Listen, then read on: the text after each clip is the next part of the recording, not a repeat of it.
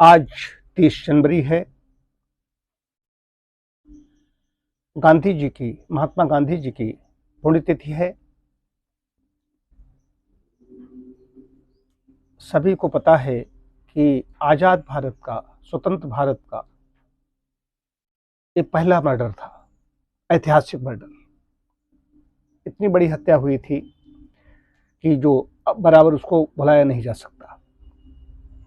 विषय हमारा इधर जा रहा है कि गांधी जी सत्य और अहिंसा के पुजारी थे। दो उनके पास कहा जाता है। गांधी जी के कौन दो अस्त्र हैं?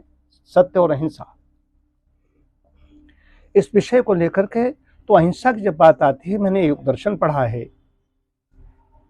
योग दर्शन में जो यम नियम है, यम में पहला अहिंसा ही है। 5 यम है, 5 नियम है। यम में पहला है अहिंसा, सत्य, स्थिर, ब्रह्मचर्य, परिग्रह, सौ संतोष, तप, स्वाध्याय, ईश्वर प्रणिधानान नियमा। यम समाज के लिए हैं और नियम अपने लिए हैं, अपने शरीर के लिए हैं। तो अहिंसा है। अहिंसा और सत्य दो थे। उस तरीके से जीवन भी जीते रहे।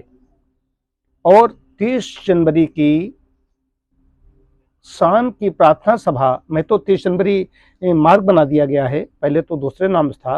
ये बिरला हाउस की बात बता रहा हूँ, दिल्ली में।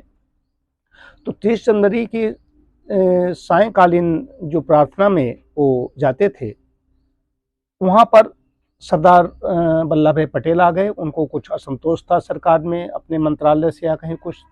तो उन्होंने गांधी जी ने उनको समझाया, मिलजुल काम करो। उनकी वजह से प्रार्थना बड़े समय पाबंद थे। अपने घड़ी भी यहाँ पर रहती थी उनकी, लेकिन वो उसकी वजह से उनको विलम्ब हो गया। विलम्ब होने से वो थोड़ा लेट निकले। उन्होंने कहा मुझे भगवान बुला रहे हैं। वहां चले। आभा मनु उनके साथ रहती थी। आभा मनु उनके ऐसे हाथ रख लेते थे। 79 वर्ष की अवस्था है। 79, 79 वर्ष की अवस्था है। उस पर 5:13 पे निकलते हैं और 5:17 पे उनकी हत्या हो जाती है। 3 गोली वो हत्यारा नाथूराम गोडसे उनको मार देता है। लेकिन नाथूराम गोडसे को मैं यहाँ पर नहीं महामंडित नहीं कर सकता। मैं महामंडित नाथूराम गोडसे को एक वर्ग ऐसा है जो उसमें जय जयकार कर रहा है, मैं उनमें से नहीं। वो हत्यारा है तो हत्यारा है। कानून ने फांसी भी दी नारायण आप्टे को, नाथूराम गोडसे को। वैसे 3 लोग थे, एक वो बच गए थे, विष्णु करकरे। वो तो आजीवन कारावास की सजा हुई थी, वो अलग विषय है। लेकिन मैं जिस विषय पर जो कहना चाहता हूँ कि अहिंसा और सत्य का पुजारी था, उसकी अहिंसा का प्रभाव उस गोडसे पर क्यों नहीं पड़ा? हालांकि विष्णु करकरे, नारायण आप्टे और नाथूराम गोडसे तीनों जब टैक्सी से निकले हैं यहाँ के लिए, तो नारायण आप्टे और विष्णु करकरे मंदिर में भी गए। बिरला मंदिर वहीं पर, उसमें गए। और नाथूराम गोडसे बैठा रहा टैक्सी में, वो नहीं गया। अगर गया होता तो शायद हृदय परिवर्तन हुआ होता। और जब हत्या करने से पहले उनकी मतलब कि श्रद्धा नत होता है कि हम चरण छुएंगे, ये चरण स्पर्श करेंगे, इसलिए कि उन्होंने देश के लिए अच्छा भी किया है।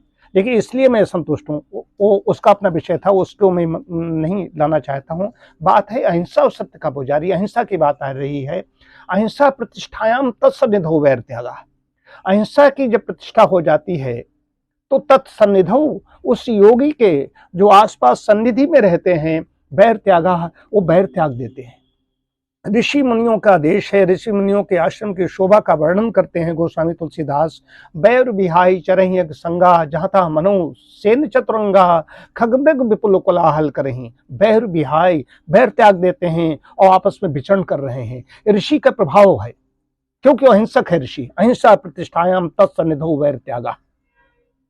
तो अहिंसा की प्रतिष्ठा में यहाँ पर और उदाहरण देना चाहूंगा। अहिंसा की प्रतिष्ठा में मैं महात्मा बुद्ध को लाऊंगा और भगवान महावीर को लाऊंगा।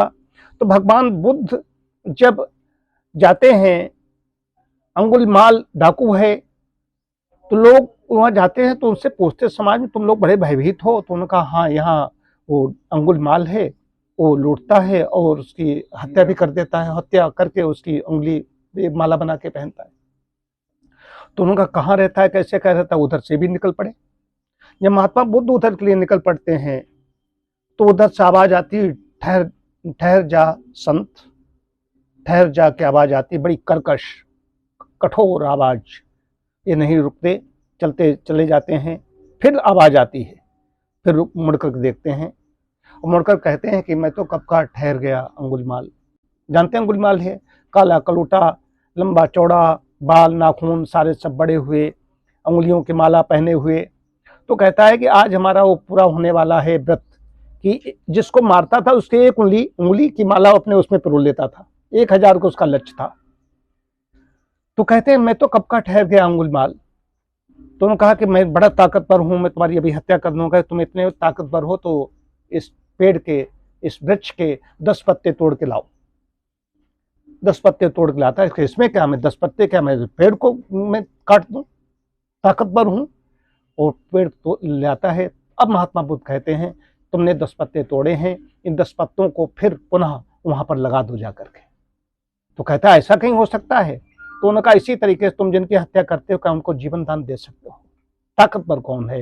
अंगुलमाल पीछे पीछे हो जाता है। ये अहिंसा प्रतिष्ठायाम तत्सन्निधौ वैर त्याग की बात कर रहा हूं कि वो कितना हिंसक था, और अहिंसक व्यक्ति अंदर प्रतिष्ठित हो चुकी थी अहिंसा, इसलिए उसने वैर त्याग दिया। और पीछे पीछे पूरा समाज देख रहा है। मगध प्रांत की एक घटना है। मगध में वो की घटना है। मगध के जो लोग थे वो सब बड़े भयभीत रहते थे। और उधर महावीर की जो बात आती है तो वहां पर भी मीलों अहिंसक हो, मतलब कि हिंसक पशु हिंसा छोड़ चुके थे। उनके जीवन की बात आती है। बाकी ऋषि मुनियों के काल के तो ये है ही है। बैर बिहाई चरही संगा जहाता मनु सेन चतुरंगा। ऋषियों मुनियों के आश्रम का वर्णन कर रहे हैं जब भरत जा रहे हैं चित्रकूट में मिलने के लिए, भगवान राम से मिलने के लिए जा रहे हैं। तो बात यहाँ पर आती है कि गांधी जी 125 वर्ष तक जीना चाहते थे। 79 वर्ष की अवस्था थी। वो जानते थे कि हम इस तरीके से अगर जीवन हमारा होगा 125 वर्ष होगा। तो क्या अहिंसा कहीं न कहीं कच्ची रह गई थी? कहीं अहिंसा की प्रतिष्ठा नहीं हो गई थी? ये सूत्र के अनुसार मैं बात कर रहा हूं। यहाँ पर कोई कहेगा कि ये तो ऐसा कह रहे हैं, तो ये बिल्कुल कहना पड़ेगा।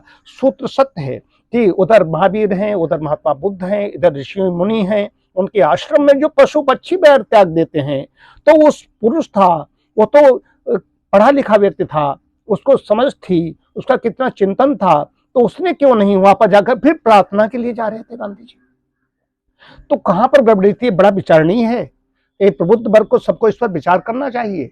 एक बड़े चिंतनीय है कि अहिंसा सत्य का पुजारी, उस पर उसका क्यों प्रभाव नहीं पड़ा। तो अब सूत्र कह रहा है कि उसके पशु पक्षी तक बैर त्याग देते हैं, आपस में विचरण कर रहे हैं। शेर और हिरण कहते हैं एक घाट में ही पानी पीने लगते हैं। ये है अहिंसा का प्रभाव। तो मेरे अंदर इस चीज बहुत दिनों से उमड़ घुमड़ रही थी। मैंने कहा गांधी जी की पुण्यतिथि पर मैं उनको श्रद्धांजलि भी अर्पित करूंगा, और साथ साथ ये भी कहूंगा कि गांधी जी इसीलिए अगर आगे निस्संदेह अहिंसा, मैं कह रहा हूं निस्संदेह कच्ची रह गई थी, अहिंसा की प्रतिष्ठा नहीं हुई थी, अहिंसा प्रतिष्ठित हो गई होती तो ये गोली नहीं चला पाता, गोली नहीं चलाता, वहां पर आकर के वो उसका अपना विचार बदल जाता। ये सब चीजें हैं। तो इसमें अहिंसा पर बहुत ज्यादा विचार करना पड़ेगा। अहिंसा के बारे में बहुत कुछ है। अच्छा, अहिंसा भी स्थूल और सूक्ष्म। स्थूल होती है कि जो मार काट करते हैं, वाणी से करते हैं, स्थूल दिखाई देती है। सूक्ष्म हिंसा होती है, मैंने किसी चीज को सोचा कि फला व्यक्ति की हत्या कर दूंगा, तो मानसिक हिंसा हो गई। मनसा वाचा कर्मणा 3 प्रकार से बताई गई है हिंसा। तो अहिंसा प्रतिष्ठायाम तत्सन्निधौ त्यागः, और अहिंसा परमो धर्मः की बड़ी बात कही गई। यूं ही साया अहिंसा परम धर्म है। अहिंसा बहुत बड़ी चीज है, अहिंसा की होनी चाहिए। ये सब चीजें चल रही हैं। तो आप लोग भी इस पर विचार करेंगे कि अहिंसा की क्या है। आप उस पर महावीर की बात आ गई, महात्मा बुद्ध की बात आ गई, इधर गांधी हैं, उधर ऋषि मुनियों का चित्रण कर दिया गया, गोस्वामी जी ने लिखा है। बाकी तो बहुत ज़्यादा यहाँ भरा पड़ा हुआ है, साहित्य इस तरह का है। वेदों से लेकर के जितने ऐतरेय ब्राह्मण से ब्राह्मण ग्रंथों में, पुराणों में, इनमें सब चीज़ें आती हैं। तो ये इस बहुत बड़ा विषय है कि गांधी उसने बंद कर दिया, क्यों कर दिया, जाकर के उस पर क्यों प्रभाव नहीं पड़ा। इसका मतलब कहीं न कहीं कच्ची अवस्था थी, अहिंसा की प्रतिष्ठा नहीं हुई थी। इस पर और भी विषय हैं। इस पर कभी गोष्ठी या सेमिनार कुछ करूंगा, तब पर बड़े बड़े विद्वानों को बुलाऊंगा, तो इसको बड़ा विषय लेकर के आऊंगा। तो इस पर शायद अपने अपने विचार रखेंगे तो समझता है क्लियर हो सकेगा।